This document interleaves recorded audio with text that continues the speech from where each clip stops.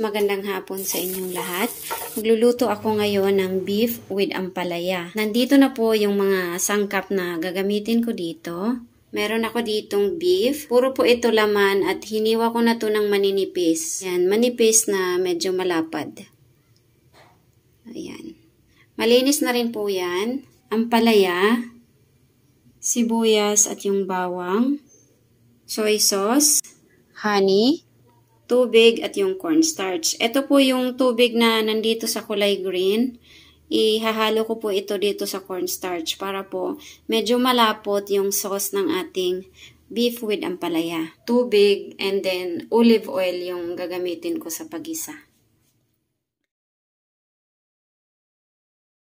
Yung first step na gagawin ko, i-marinate ko muna tong beef sa soy sauce at saka sa honey.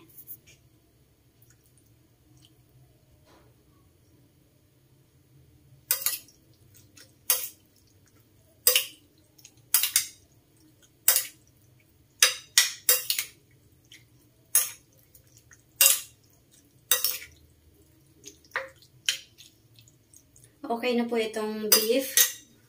Sunod ko muna i-prepare yung cornstarch.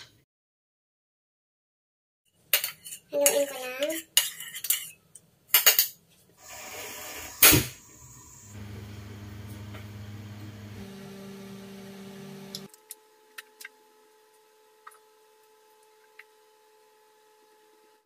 Ilagay ko na po yung bawang.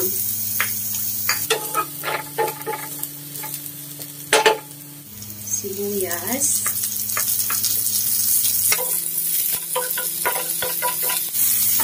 Medyo na-golden brown na yung bawang. Isunod ko na paglagay agad yung marinated beef.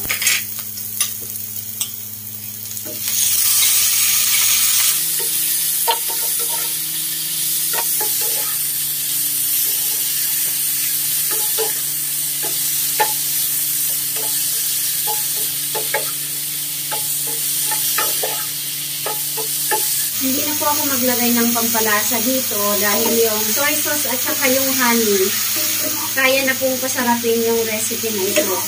Lalo na po yung honey, ibabalance niya po yung lasa at sarap ng recipe na ito.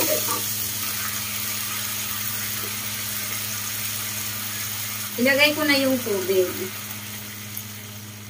para lumambot yung beef. Ngayon, takpan ko na po ito. Kailangan natin tong palambutin. 25 to 30 minutes, sapat na po yan para lumambot yung beef dahil maninipis naman po yung pagka-slice niya.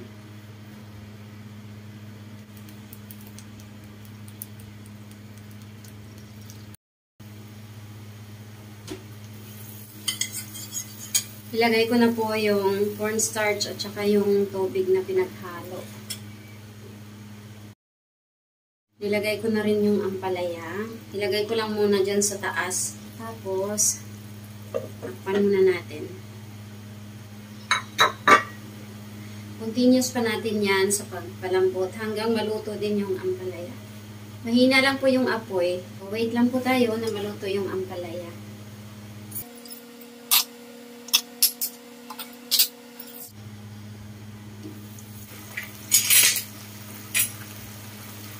Okay na po ito. Turn off ko na yung apoy.